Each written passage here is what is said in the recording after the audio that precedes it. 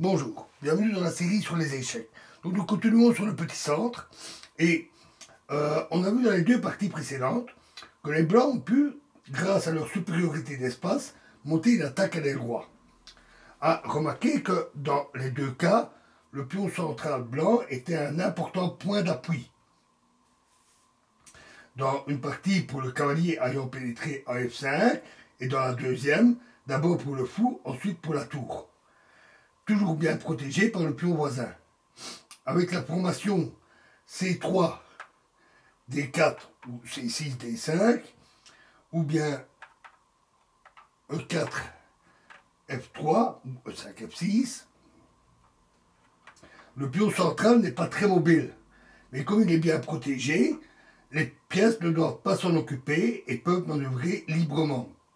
Si le pion voisin avance, ce qui donne la formation, par exemple, C4, D4 ou E4, F4, la mobilité du pion central augmente, mais en même temps, il perd sa protection naturelle.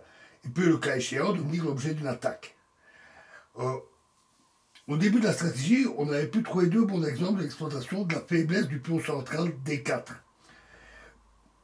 Dès lors, la pression contre les pions centraux constitue, surtout avec des pions voisins avancés, la première façon d'attaquer le petit centre. La deuxième, beaucoup plus fréquente, est l'élimination des pions centraux adverses par l'advance de ses propres pions sur l'une des colonnes avoisinantes. On en trouve de nombreux exemples dans la théorie des débuts. Ainsi, dans la défense française, E4, E6, D4, D5, cavalier C3, D prend E4, cavalier prend E4, où l'avance C7, C5 constitue le pilier de la construction noire. Dans certaines variantes semblables, on rencontre également la poussée E6, E5. Donc, par exemple,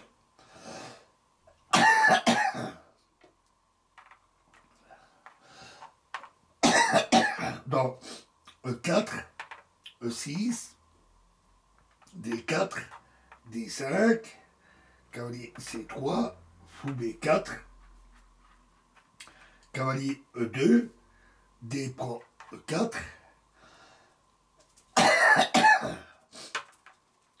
A3, fou E7, cavalier prend E4, cavalier F6, cavalier G3, roc, ouverture française classique, fou E2, cavalier C6,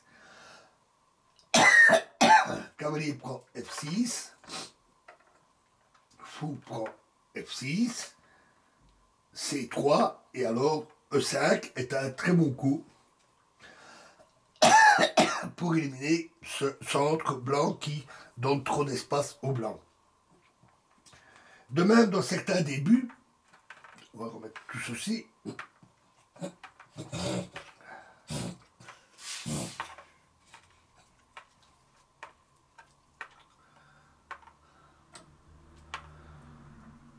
Voilà. Alors, dans certains débuts, se présente la liquidation du pion central E4 par l'avance D5 ou F5. Par exemple, après E4, E5, D4, E prend D4, Dame prend D4, cavalier C6, Dame C3, cavalier F6,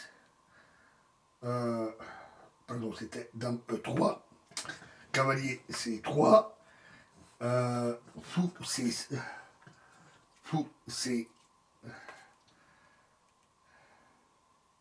fou E7, qui est un très bon coup, et après fou D2, c'est simplement D5.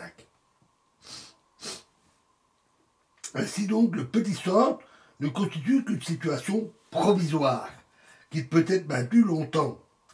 Par la liquidation des pions centraux s'ouvre une colonne centrale, grâce à l'occupation de laquelle l'adversaire peut prendre l'avantage. Alors, dans la partie qu'on verra dans la prochaine vidéo, les blancs s'appuyant sur le petit centre tentent de développer une attaque sur le roc, mais les noirs, après liquidation des pions centraux, obtiennent un fort contre-jeu par l'occupation de la colonne ouverte. Et donc, c'est ce qu'on verra dans la prochaine vidéo. Je vous remercie.